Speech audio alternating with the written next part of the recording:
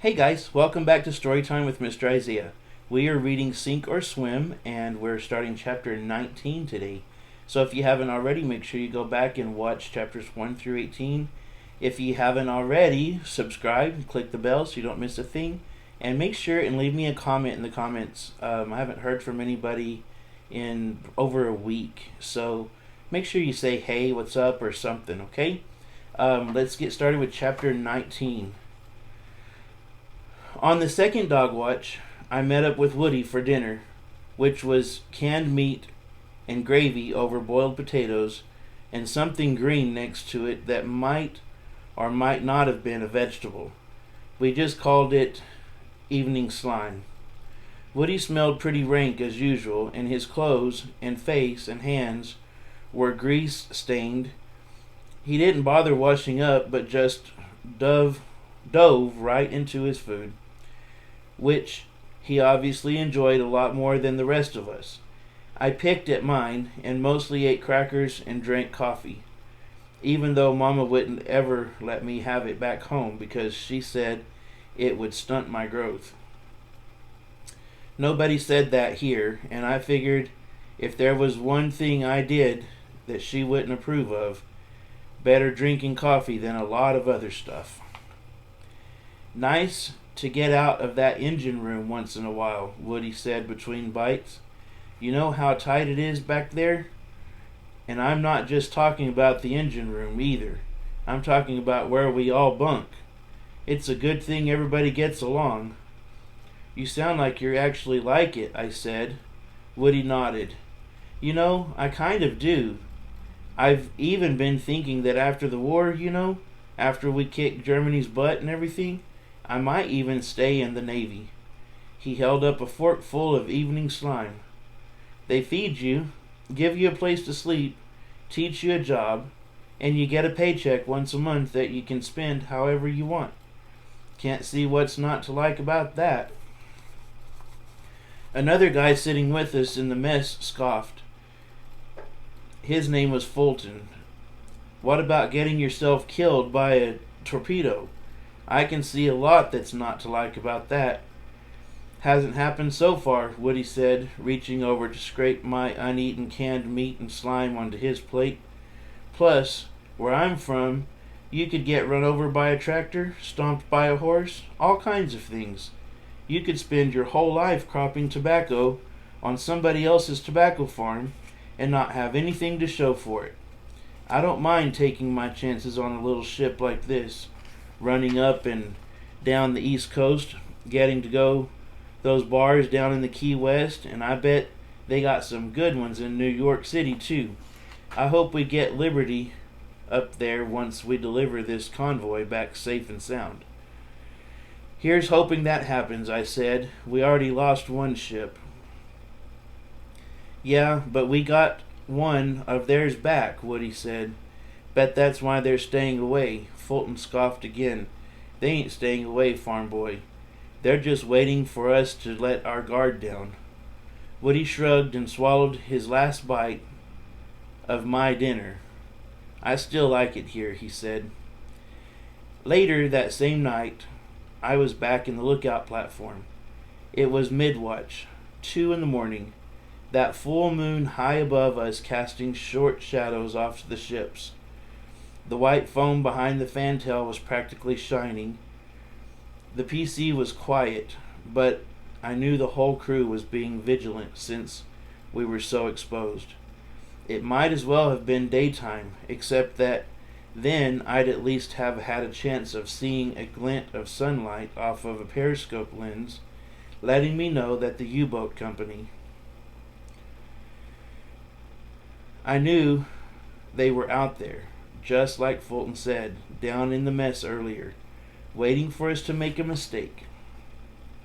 Well, if anybody did make one, it wasn't going to be me. I doubled my efforts, scanning the horizon with the binoculars and without, straining to pick up any sight of U-boat activity. They often surfaced at night and rode high in the water like any other ship. I doubted they would do that on a night like this when visibility was so strong, though. The minutes ticked by, slower than I could even remember, and I kept getting more and more anxious, practically giving myself whiplash, turning my head and trying to see everywhere all at once, not wanting to miss anything. And then I saw it. A torpedo, maybe a quarter-mile away, coming right at us, lit up by phosphorus in the water so it gleamed silver. I sounded the alarm and yelled down to the bridge to take evasive action now. The squawk box barked out the order, and the engines roared. We shot ahead and then hard to starboard, nearly spinning in a circle, like a matador fighting a bull. The torpedo kept racing right at us, and I couldn't see how it would miss until it did. We had pulled just enough ahead and swung around just enough that it shot right past us and continued harmlessly out into the ocean, thankfully not hitting any of the other ships.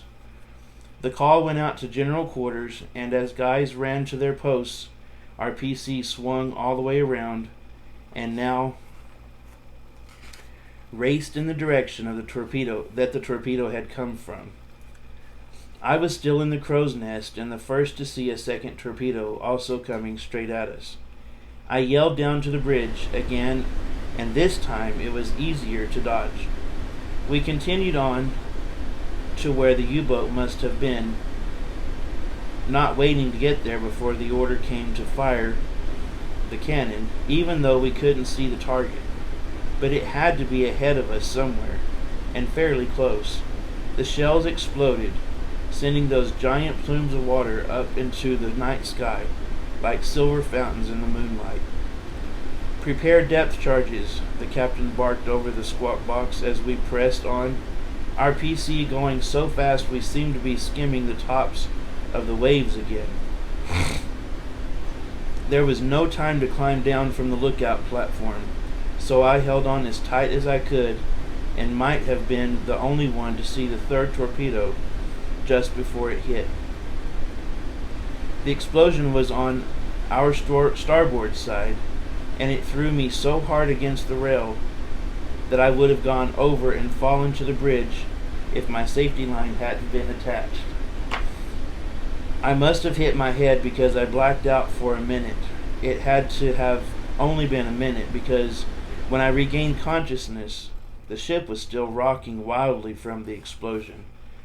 I dragged myself up and looked down at the ship, where guys were also picking themselves up and going back to their stations. I expected to see torn metal, fires, all kinds of destruction, but the damage must have been under the ship somewhere. And since we weren't listing to the side, I hoped it wasn't too bad. Maybe not a direct hit. Next thing I knew, we were firing back at the U-boat with everything we had. Maybe someone had gotten a sonar ping or visual sighting. My vision had been okay at first, but now I was having a hard time seeing. Something was covering my face, and when I wiped it away, I realized it was my own blood pouring from a gash on my forehead. More explosions threw me down again from the depth charges and the rockets, and this time I stayed down, both hands pressed against the wound to stop the bleeding. Something happened. Maybe we scored a hit because there was no more firing. Machine guns on the deck aft deck, which meant we had been in a firefight with the U-boat, which meant the U-boat had surfaced and was fighting rather than surrendering, the way the other one had done. I tried to get up, but must have lost too much blood because I felt faint and saged back down onto the lookout platform, my legs too weak for me to stand. But I wanted to be down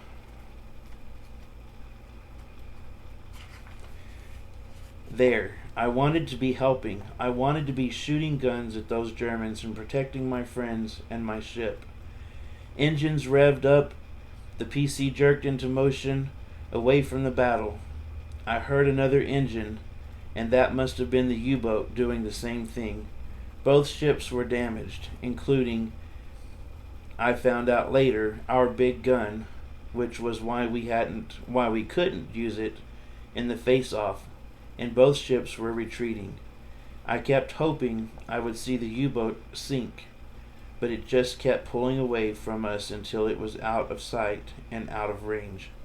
I managed to drag myself down from the lookout platform, though my hands kept slipping because of all the blood. I still don't know how I managed it. When I got to the bridge, I collapsed again, but everything was so chaotic on the ship that nobody noticed at first. Others had been wounded, and the officers and crew were scrambling to help them, and to shore up leaks in the bulkhead, and to make repairs down in the engine room. Oily smoke billowed up from somewhere below, and then I blacked out again. I must have been out for quite a while, because when I woke up, I was below decks in my bunk. It took me a few minutes to figure that out. My head was heavy with bandages wrapped around me like a turban. There was still blood all over the front of my uniform, but it was dried. 2 sailors were talking in low voices nearby, but I only heard part of what they were saying.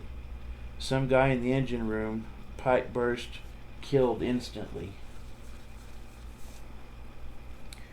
Right away I thought about Woody and tried to sit up to go find him, to make sure he was okay and it wasn't him they were talking about. But I was too weak. I collapsed back onto my bunk. My heart raced, and there was a pounding in my head that felt as if it was going to split my skull in two. "Hey now," one of the sailors said. "Easy there, buddy. Just lie back down there. You got hurt pretty bad.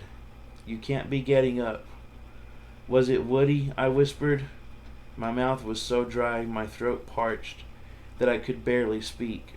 One of the guys gave me some water. Then I asked again about Woody, my heart sinking at the thought of him gone. But it wasn't him. Woody, they said, had been a hero. 1 man had died in the engine room when the torpedo partially blew in the side of the ship, but Woody had saved 2 others. He pulled them out to safety. One of the guys said, burned his hands going back for the second one too. I couldn't believe it. The guy who didn't know his right from his left, who had the words tattooed on his arms so he could remember, who conked himself out walking into a pipe in the engine room his first day on the ship, who got so hysterical that he nearly drowned me, and Strobe had to knock him out when we went overboard. That same guy had known exactly what to do in the emergency, not only dragging those 2 men to safety, burning his hands in the process, but, as I later found out, also going back a 3rd time to put out the engine room fire and staying to help shore up leaks from the blast. "That farm boy," one of the sailors said, shaking his head. "You never know who's going to come through in a situation like that. Some will just freeze on you, but some, like him, well, it's good to have him on our side. I can tell you that." I must have slept after that, or just drifted back into unconsciousness. When I came to again, head still pounding, but not quite as bad. Woody and Strobe were there. "About time you opened your eyes," Strobe said. "We were just about to give up on you. Figured we might have to do one of those burials at sea." "Nah," Woody said, waving his bandaged hands. "We're just glad you're okay. They think you might have a concussion. Nice cut on your forehead you got there, too. Lots of blood." "Yeah," said Strobe. "Better take it easy, but they said you could be up and about in a couple of days. Nothing that won't heal right up. I heard somebody in the engine room got, I couldn't finish. Woody nodded solemnly. It was Big Carrot, the chief motor machinist mate. He was standing right next to where the torpedo hit and caught the full force of it. Woody shook his head as if he couldn't quite get his mind all the way around what had just happened. He didn't seem upset. I guessed that would come later. He just seemed bewildered, confused, lost. They got a couple of more of our guys, too, Strobe said. That guy Fulton you were just having dinner with, he caught some metal in his side and bled out. But I'm pretty sure he got a lot more of theirs than they got of ours. I started crying then. I couldn't help it. The tears came on their own and I couldn't stop them, no matter how hard I tried. I turned my face away from Woody and Strobe toward the hole and wished I was back home on the Okroke Island, back in my own house, in my own bed, with my own family. Woody and Strobe patted me on the shoulder and left me alone to cry myself back to sleep. And that's the end of chapter 19. It's things like that that get me pretty emotional because even though this is a fictional story, I've said before, it's based on a true story. And these types of situations happened every day during World War II, during most of our wars. This is a 13-year-old boy, barely 13 years old, fighting a war that not even grown men should have to fight, and being a hero at it. And so it's important that you guys learn as much as you can about the wars and about American history, because this country hasn't always been here. And we haven't always done things that we're proud of. I say we, meaning our country, meaning our ancestors. But they fought hard to make this country what it is today. And regardless of what some people may think, I think it's a pretty darn good country. And we are more free and we have more good things in our lives than most of the countries around this world. I love you guys so much. I hope that you have a wonderful day, and I'll talk to you later. Bye-bye.